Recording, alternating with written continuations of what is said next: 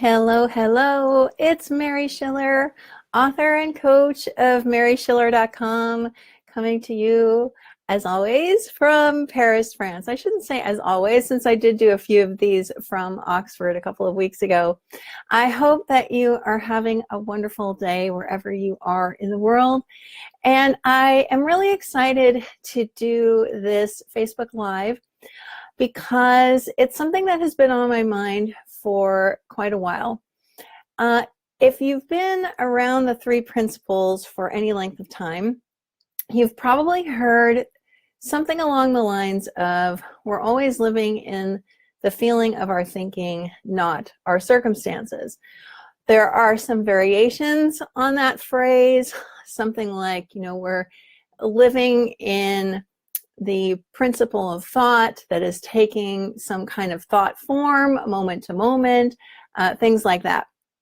And I like to take these next few minutes to, hi Helen, to explore that phrase and see if it's actually true.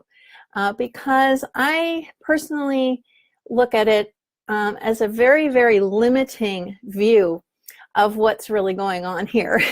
And so I'm not going to be able to explore everything during this Facebook Live, but I want to at least kind of spark something in you, perhaps, to get you looking at this a little bit differently. Now, it's very easy to prove the truth that we're not feeling our circumstances. That was something that became very obvious to me when I first came across all of this 4 years ago, because for example, you've been listening to me now for a minute or two, whatever it's been, and you've probably had a few different feelings already going through you. Well, how could that be? Because if your circumstances were causing those feelings, because your circumstances haven't changed over the last couple of minutes.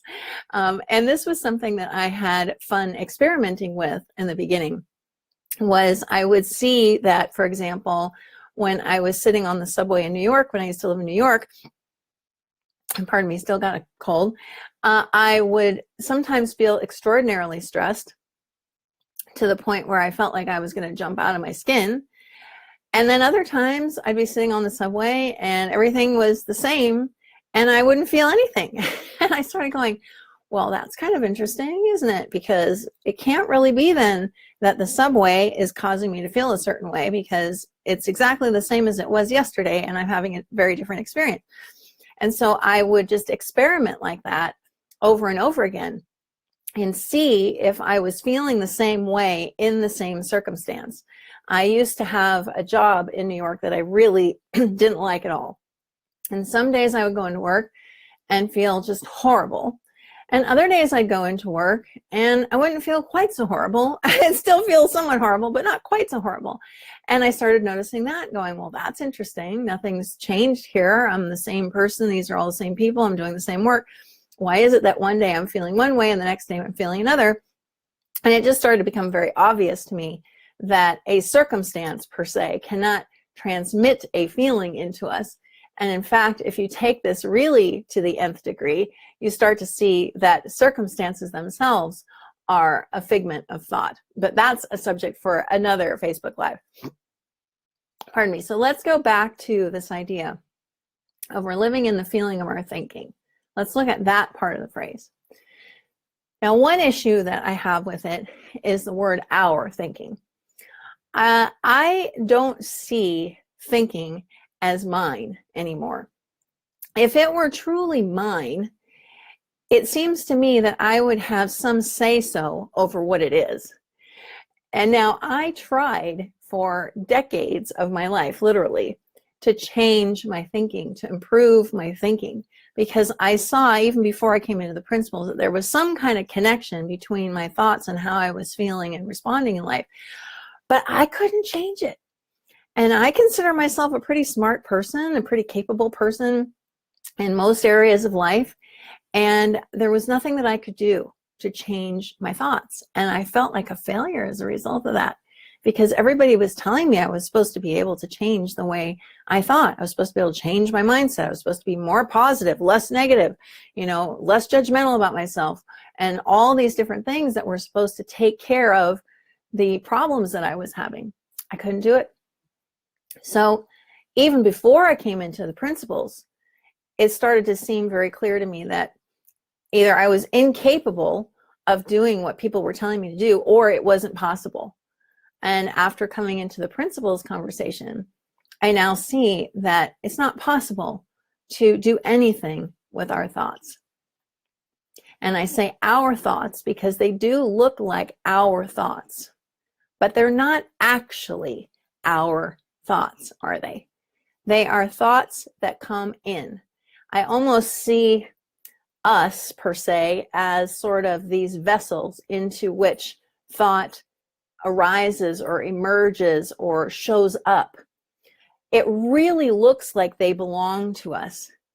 But if we look at that possessive form, hi Anne, it really doesn't seem that way to me at all anymore.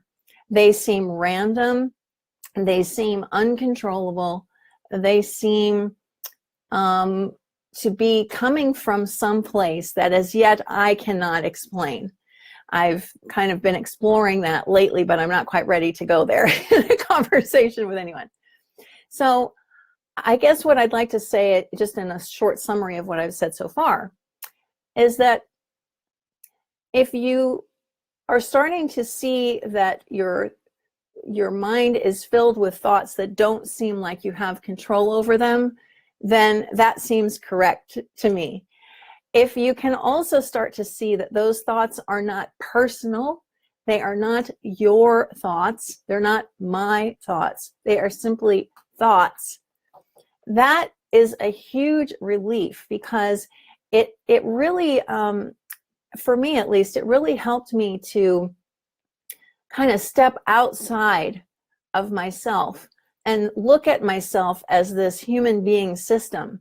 And I could see, okay, sometimes Mary has thoughts come into her mind like this, and that seems to bring a feeling of whatever. Other times she has thoughts that come into her mind like this, and that creates a different feeling. So I'm questioning the whole idea of our thinking, first of all.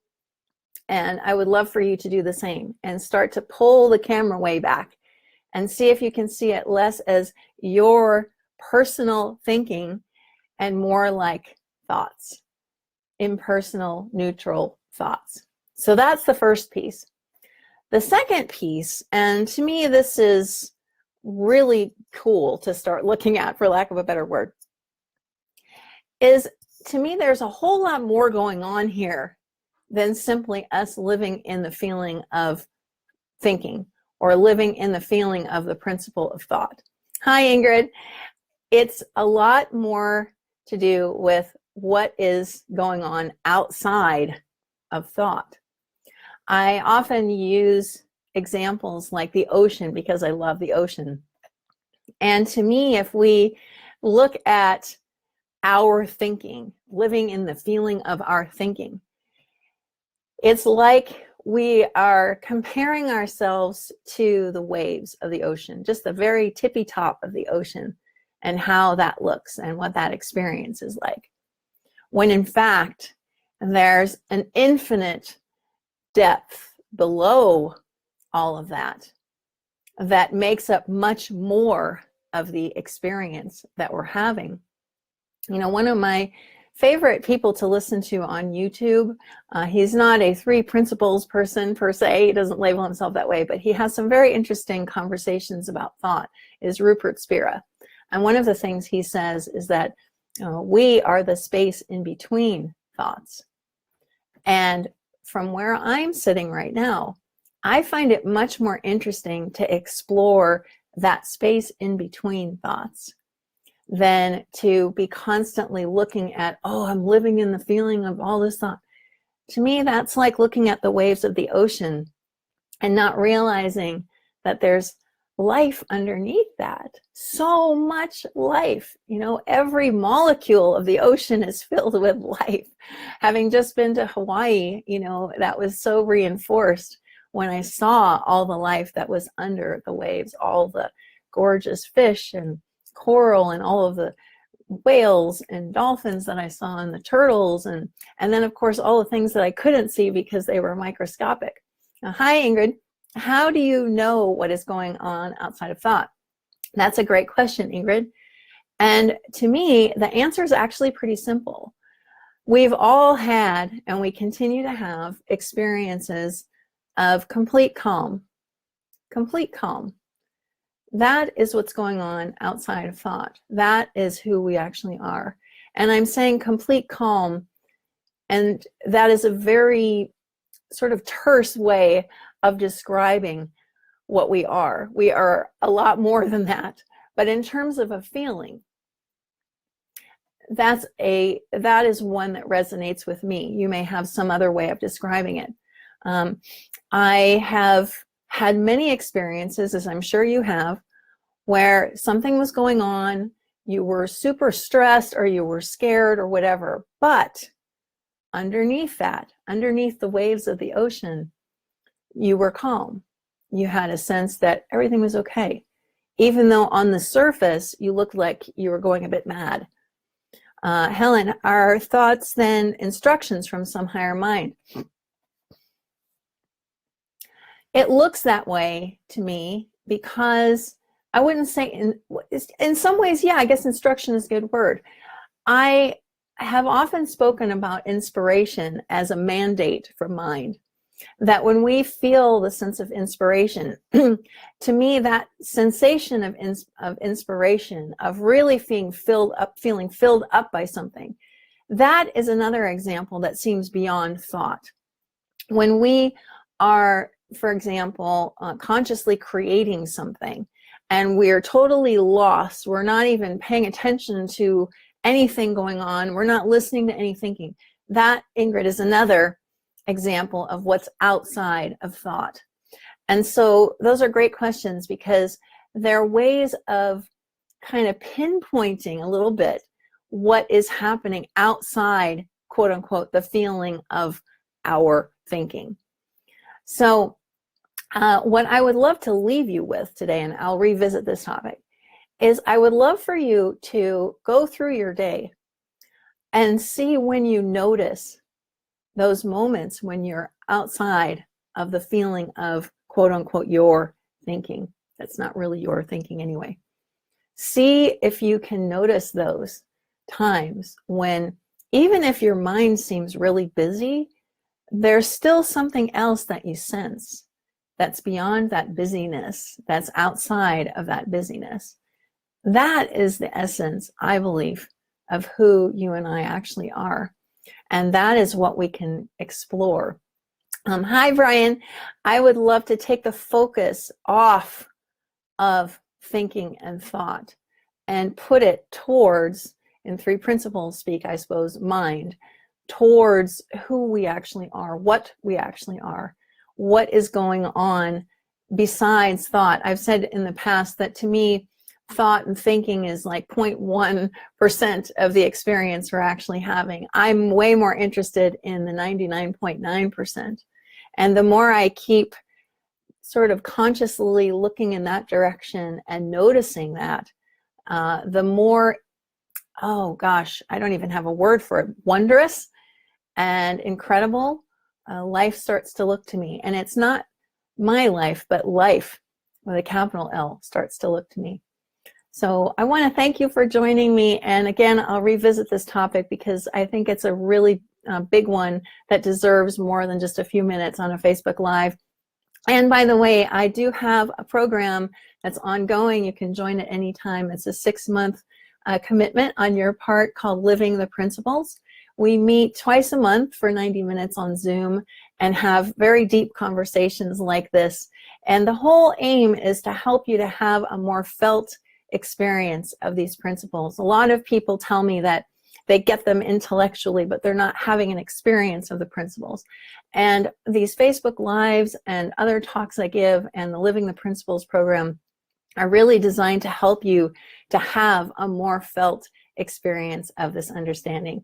So I hope this has been helpful. As always, you can reach out to me, Mary@maryschiller.com, and you can learn about Living the Principles on my website, maryschiller.com as well. I'll talk to you again soon. Thanks so much for being here. Bye for now.